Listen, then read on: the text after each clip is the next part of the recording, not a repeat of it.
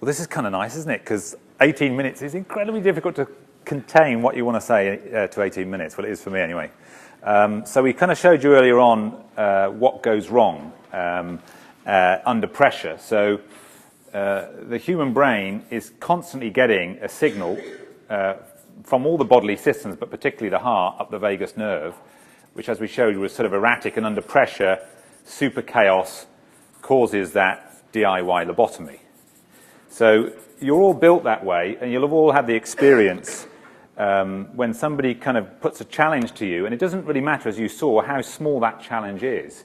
And it can be any type of challenge, you know, a challenge to your point of view, a challenge to your ego, a challenge to your relationships. Any type of challenge causes the physiology to go chaotic, causes the frontal lobes to be inhibited, and you become suboptimal straight away.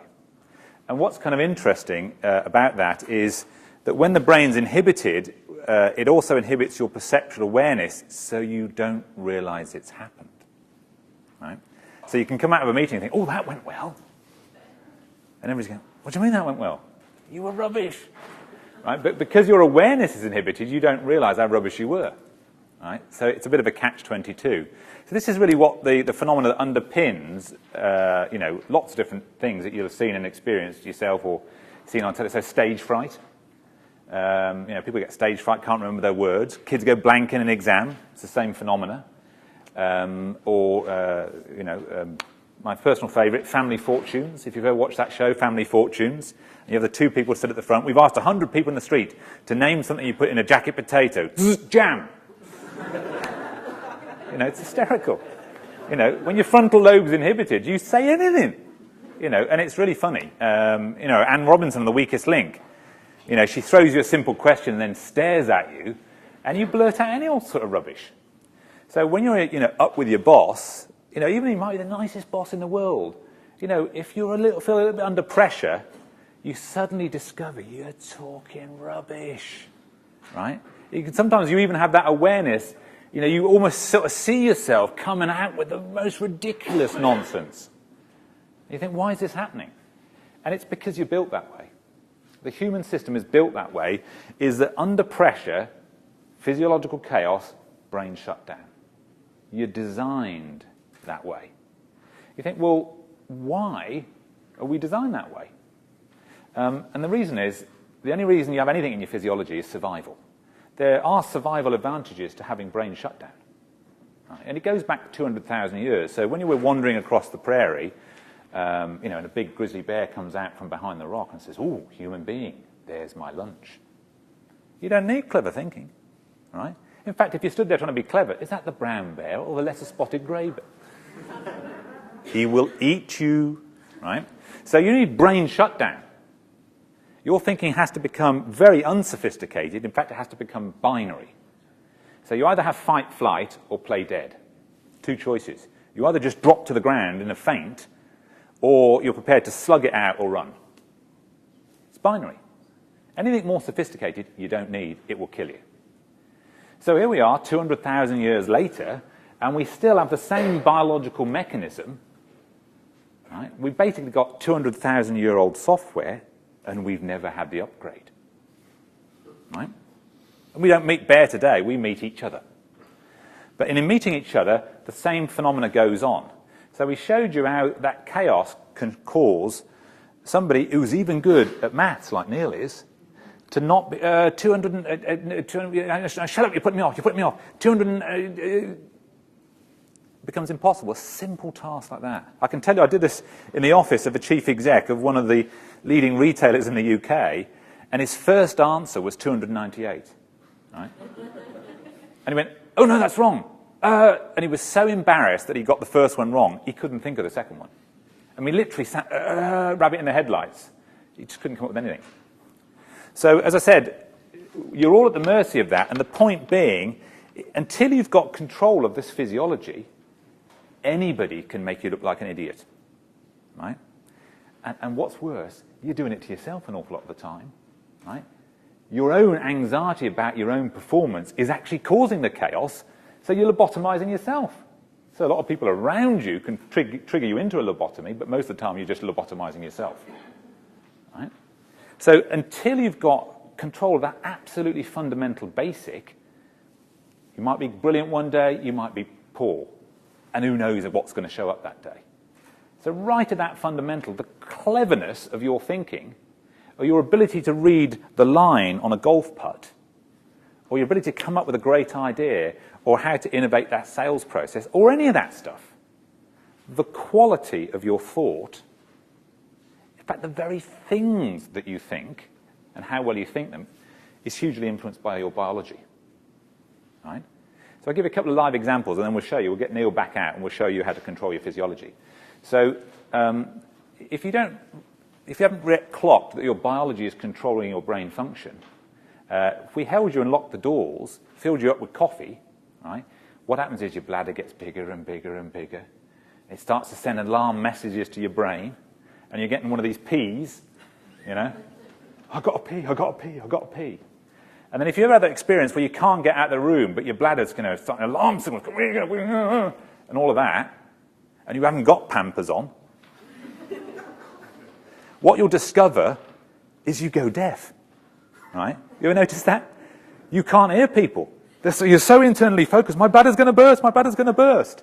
You go deaf, you can see people's mouths moving, but you can't hear what they're saying. Right? Then beads of sweat start to break out. You're trying to pee the urine out through your forehead. Right? Your consciousness is completely eradicated. Right? So that's the biology disrupting your consciousness. Well, I was in a meeting recently with a woman who was 8 months pregnant. And we were chatting away, and you saw the baby visibly ripple across. You know, it went like that. And you could see this ripple go across her abdomen. And she was chat, and then she went, oh. And for about 20 seconds, she was gone. Completely kind of left the room. And then she went, oh, hello.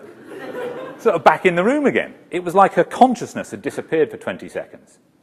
So these are like live examples. You think. You just think, right? But what do you think and why do you think it?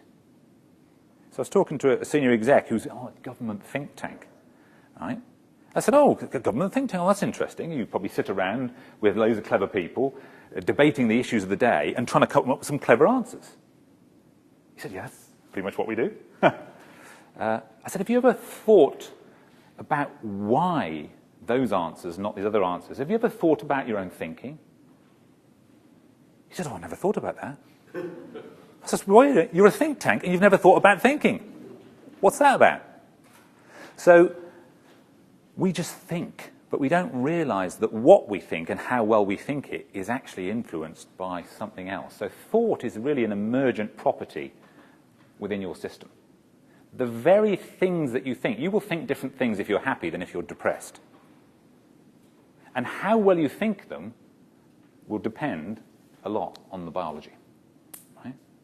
So if you want to step change thinking, if you want to really, double or treble the quality of your thinking, you can't do it by thinking about it. Right? Wouldn't that be nice if I said, look, I've spotted the problem for you in your life, you're not thinking smart enough, right? So I want you to go away over the weekend, come back 25% smarter on Monday morning. All right. That would be nice, wouldn't it? If you could, I hadn't thought to do that. I'll go away and I'll think about my thinking over the weekend and 25% better on Monday. Here I am. It doesn't work that way. I mean, that's what Einstein said, isn't it? You can't solve the problems with the same level of thinking that created the problems. You need a new level of thinking, but the problem is, how do you get a new level of thinking? You don't get a new level of thinking just by thinking about it. You've got to change the context in which thoughts emerge. To use Chris's analogy, it's the context, which is, in human terms, is the biology. What is the biological context from which thought emerges? What is the emotional state from which thought emerges? You change that context, the biological and emotional context, you can change the quality of the thought and the actual thought itself. That is the source. Okay? So I suggest we get Chris back up, and I'll show you how Chris can learn, with no training before, how to control his physiology. You do not need to be Neil, a yogic master. Well, that was a short-term memory. Stop. There we go. Which ear are we on? This one? All right. If you just hold that. In fact, you can turn your chair around a bit if you like. Just turn your chair around a bit so you can see the screen a bit more easily. So exactly as before, is he still alive? Yeah. So we'll start recording. So again, just picking up each heartbeat. And so, again, the software is measuring the distance between each heartbeat and calculating his heart rate. Now, because he's just come out of the audience and walked up to the stage, he's going about 90 miles an hour, just the excitement of being at the front here. So if you want to control your physiology, this isn't years and years and months of practice. You don't have to be a yogic master to control your physiology. You just have to know exactly what to do. All right? So we're now going to show Neil exactly what to do. Mental block. So over here is a breath pacer. So when that goes up, I want you to breathe in. And when that goes down, I want you to breathe out. And at the bottom, there's a hold, so wait for it. Don't go too soon. Ready? And a long, slow. Okay, wait for it. A long, slow. And you can follow this in the room if you want. Just breathe in this rhythmic fashion. So nice rhythmic breathing. So long breath in and a long, slow breath out. Okay, so I'll leave Neil to do that, and I'll carry on talking to you guys. So of all the things that you can do to get your physiology under control, there are many, many things. But the start point is to do something that you can get conscious control over. And you can get conscious control over your breathing. Now, there are 12 different things, different aspects of your breath that you can regulate. 12 different aspects. So when you go to classes, whether it's singing, sports, fighter pilots, all sorts of things, they'll talk to you about breathing and, breath practice, yoga, but what are they teaching you?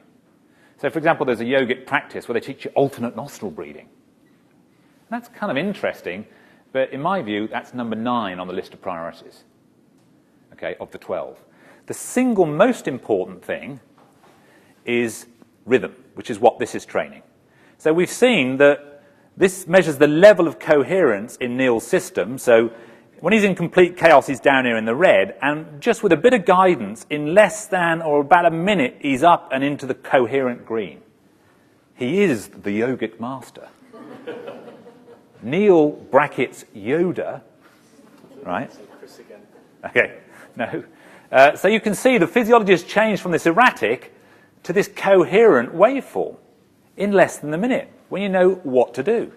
So of all the things in your breathing that you can do, if you start to control the rhythm of the breath, that will start to change the physiology, just as you've seen. Right? And you will start to become more coherent.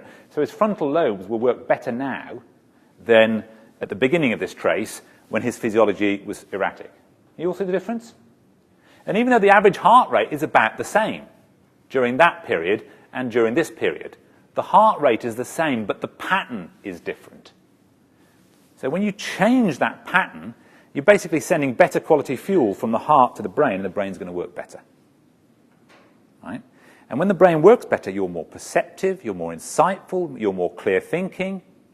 You can understand how to problem solve. So as some of the other speakers say, you have to figure out when things go wrong, what am I going to do about this? Well, if your brain's inhibited, you probably won't come up with the idea or the right answer. But if you've got your brain switched on, you've got a much better chance. Does that all make sense? So when you hear people say to you, before that big presentation, take a few deep breaths, I'd say, don't bother. Because a few deep breaths isn't actually going to alter your brain function that much. And by the way, when they say deep, what they actually mean is large. They mean large volume breaths is what they mean, because depth is really where the air in the lungs is going. And what they mean is a few big breaths. But even volume is only about number 5 or 6 on the batting order. The number 1 priority is rhythm. Take a few rhythmic breaths, that will start to change your physiology. So you can put this to the test, right? Next time, before you may have to make a difficult phone call, rather than taking a few deep breaths or even a few large breaths, take a few rhythmic breaths. And rhythm really means a fixed ratio of in to out. And it doesn't matter what that ratio is, so long as it's fixed. So this is 4 seconds in, 6 seconds out. 4, 6, 4, 6, 4, 6. You could do 5, 5, 5, 5, 5, 5, 5, 5, so long as it's fixed. What you don't want is 4, 6, 5, 5, 8, 3, 3, 7, 2, 5. That's erratic breathing, okay? You want a fixed ratio. And then once you've got a rhythmic breath going, the second most important thing is smoothness. Because you can breathe rhythmically but staccato, so you could go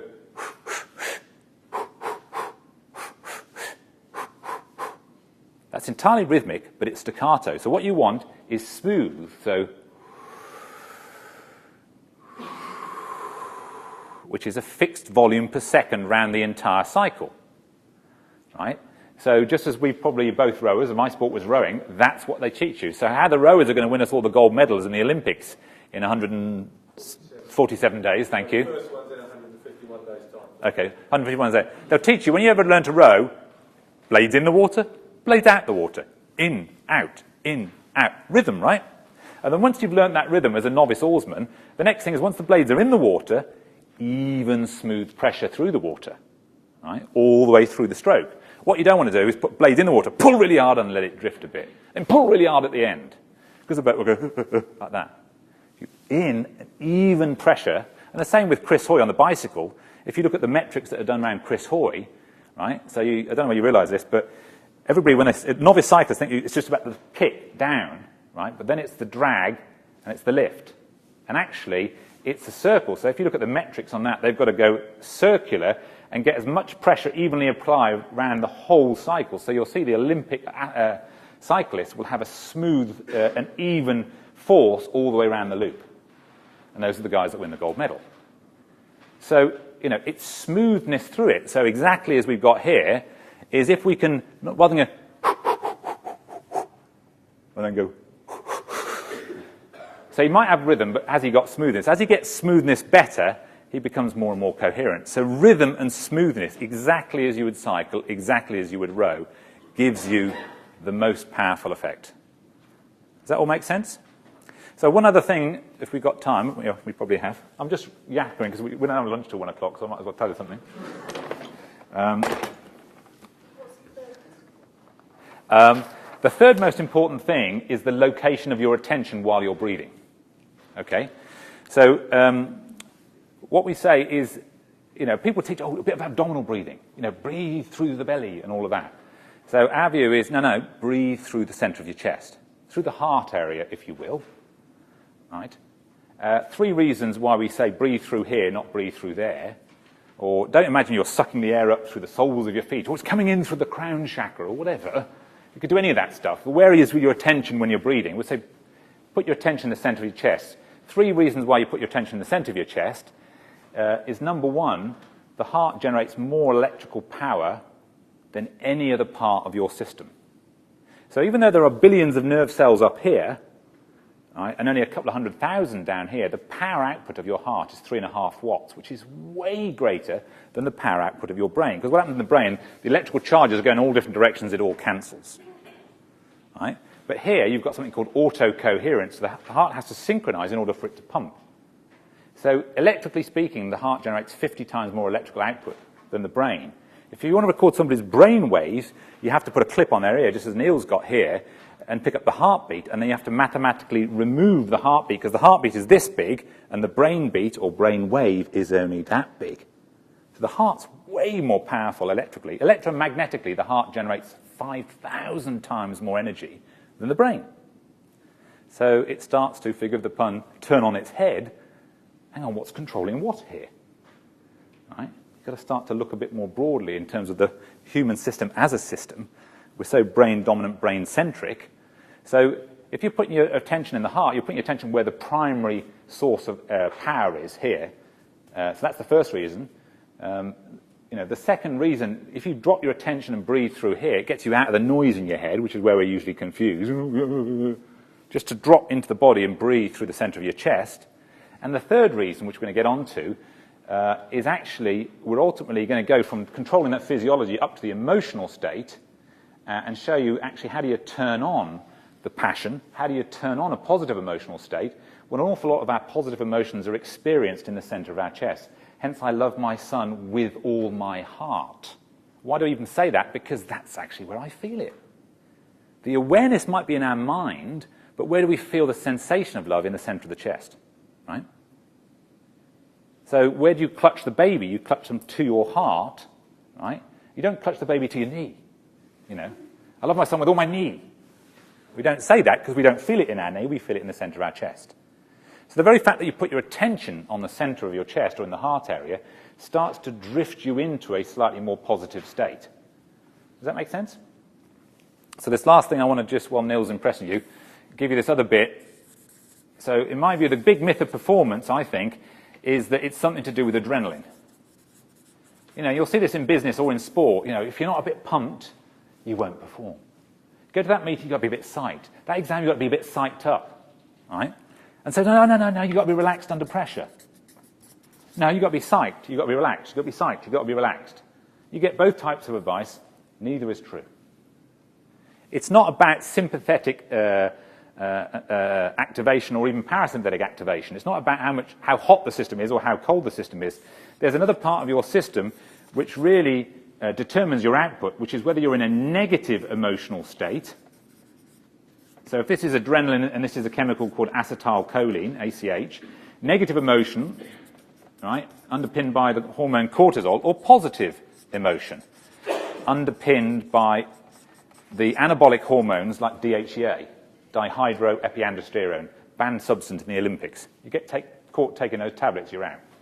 Because they're performance enhancers. In the States, this is known as the elixir of youth, the vitality hormone. You can get them on the internet, right? DHEA tablets.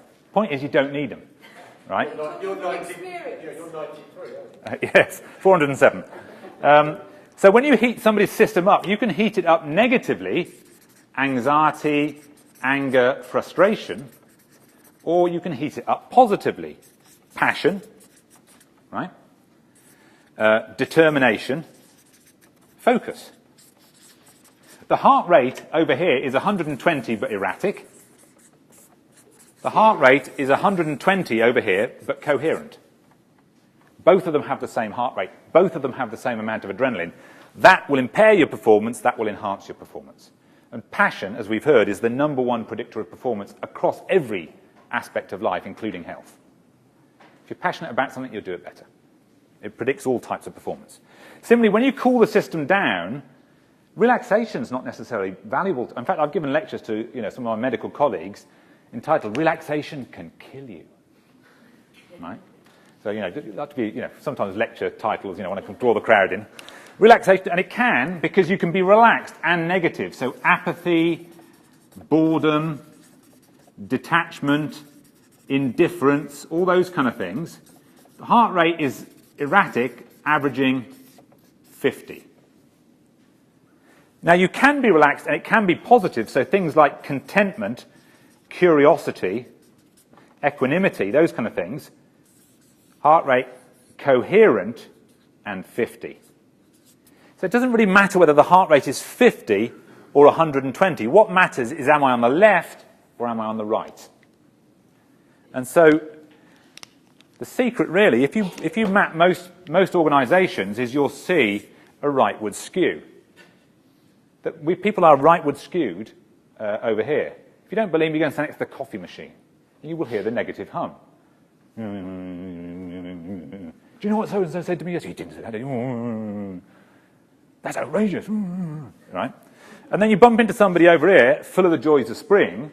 What's up with you? How dare you be that cheerful? You don't realise it's shit. The economy. Right? And they're trying to drag you back over to here. That's reality. Right? So as a leader, you really, and a large part of the work that we do with folks is get them over here. How do you live your life over here? So somebody referenced Csikszentmihalyi in the zone, or the state of flow, is about being over here. And how controllable is our emotional performance? To pick up Chris's point, can we live our life over here? Now, as you've seen, most people haven't got control of their behavior, let alone their thinking, let alone their feeling, let alone their emotional, their physiology. So how do you live your life over here? That's where the training comes in. And we've shown in Neil, right, that when we've taught him how to regulate his physiology, right? That's the start point. The regulation of the physiology will at least get you to the midpoint. You at least get to the midpoint with regulating your physiology. So you'll get to this point just through breathing. So if you learn to breathe properly, you'll at least get to the midpoint. How you get over here is you've got to learn to regulate what emotional state you're in. Now, most people have got no control over that. Their emotional state is dependent on everything outside them, not on what's going on the inside. So you've got to learn to train yourself to stay over this side of the thing. But if you take nothing away, at least you can get yourself to the midpoint by learning how to breathe properly. Right? So to help you remember that, think of breathe as an acronym.